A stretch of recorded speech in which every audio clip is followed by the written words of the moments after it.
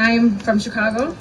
First, I would like to thank the New York and New Jersey community for hosting all of us that are not from here.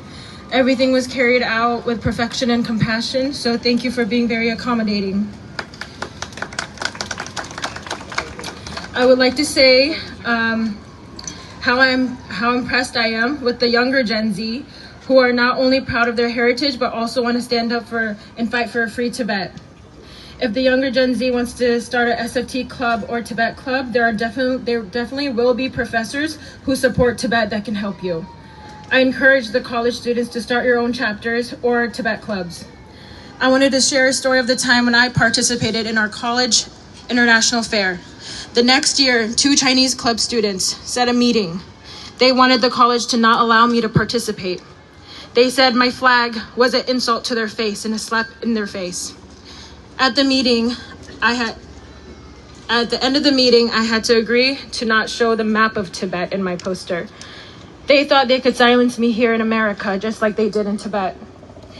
They could not. It is a privilege to wear this flag, and I wonder how many Tibetans your age that don't even remember what the flag looks like anymore. You can use the Tibetan flag stickers on Instagram and Snapchat and use it as much as possible. Yesterday, we stood together, and I thought to myself, how many people in Tibet dream of simply being able to stand openly with our flag? I've never seen our country, Tibet, with my own eyes, but I have been attending protests ever since I can remember, and I will continue to do so. I knew Uncle Loa personally, as he was a good family friend and was very kind to me growing up. And he's always been a freedom fighter, and his sacrifice will not go in vain. And to the United Nations, you have a responsibility to humanity.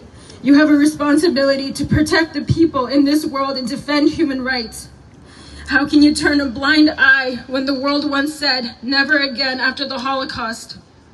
We must not allow history to repeat itself. When human rights are violated, the international community has a responsibility to speak up. You need to wake up and hold China accountable for the mountains upon mountains of human rights violations inflicted upon the Tibetan people. We cannot remain silent. We cannot look away. Tibet deserves freedom, dignity, and the right to determine its own future. Long live! Long live! Long live! Pekelo! Pekelo! Pekelo! Pekelo!